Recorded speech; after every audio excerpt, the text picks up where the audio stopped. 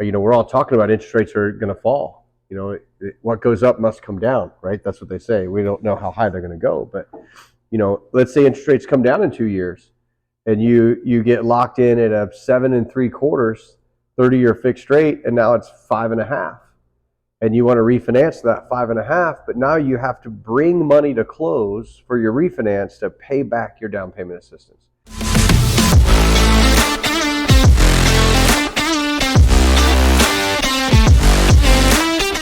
Hey, welcome to another episode of Real Estate Makes Me Drink. It does me. Brad, introduce yourself. My name is Brad Nickham. I own a company called Nest Mortgage Group, and I'm a local mortgage banker. Excellent. I'm Brian Quinlan. I am a real estate agent with Daniels Real Estate in Indianapolis and work all over the city, outside of the city, anywhere around Indianapolis that you need to buy or sell a house. I'm your guy. Brad, you were just in Cabo. How was it? No, it's awesome. Awesome. I mean, it's fantastic. Cabo San Lucas is probably my favorite place to go. We've been going down there for 20 years, and sometimes a couple times a year. It's a great little dusty town that's in the desert and the ocean. It's a lot of fun.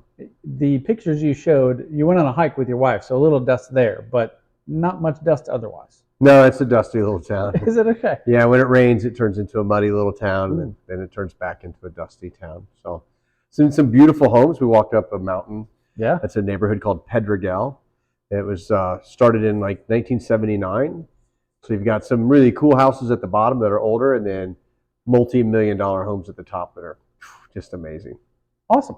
All right. So, while in Cabo, you probably did a little beverage consumption. What are you drinking today? Tequila. A little Santo, Sammy Hagar's newest tequila. Oh, all right. And Guy Fieri. Guy Fieri. Fieri, I never say his name right, but he's never going to come and tell me. Maybe he will. Maybe he will. Yeah. But good tequila. So tequila, a little bit of squirt, a little bit of lime. All right. Excellent. Well, I have a Hefeweizen from Mashcraft. While you were gone, my wife and I went to trivia night at Mashcraft.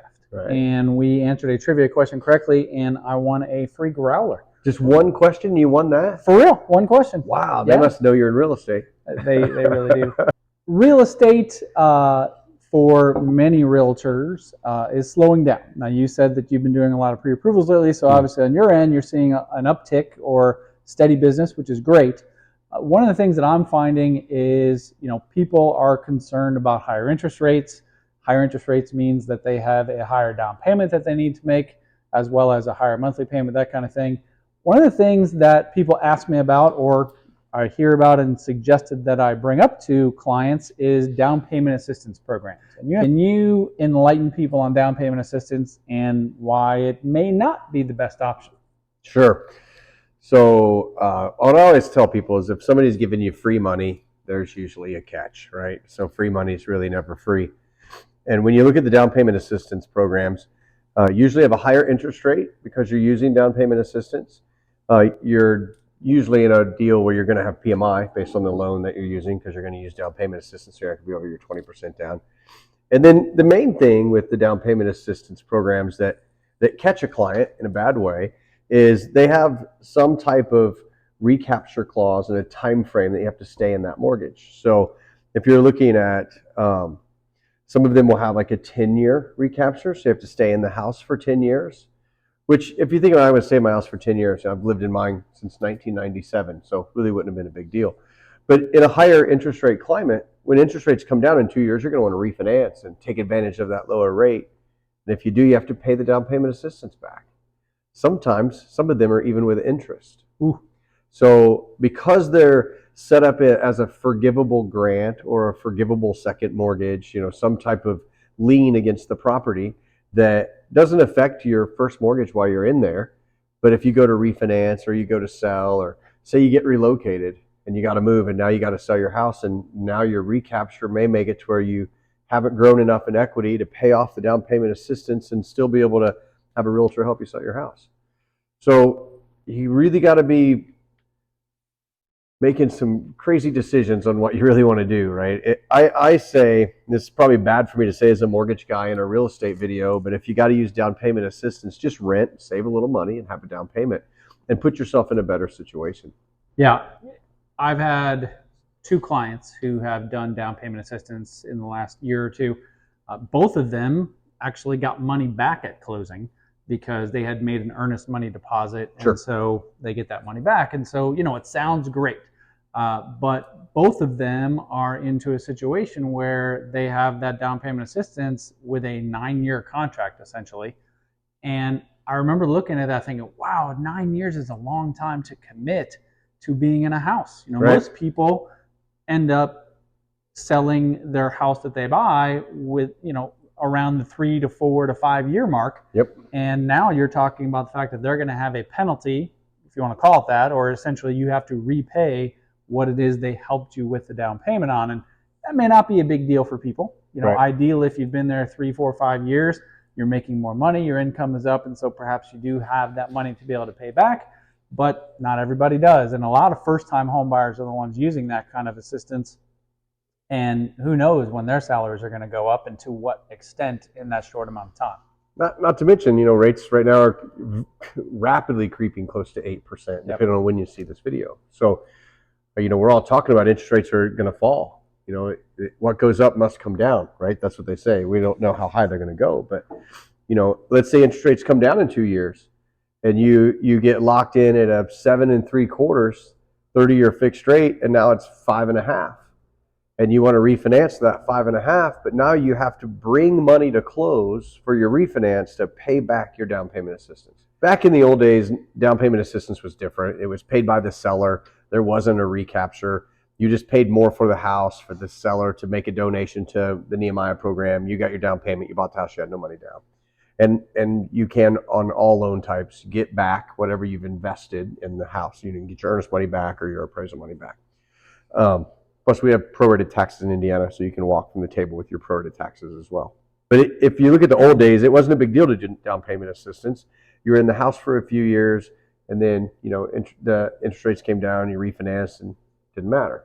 And then down payment assistance went away because when you look at the risk of someone doing a down payment assistance loan, in most cases, they have no skin in the game.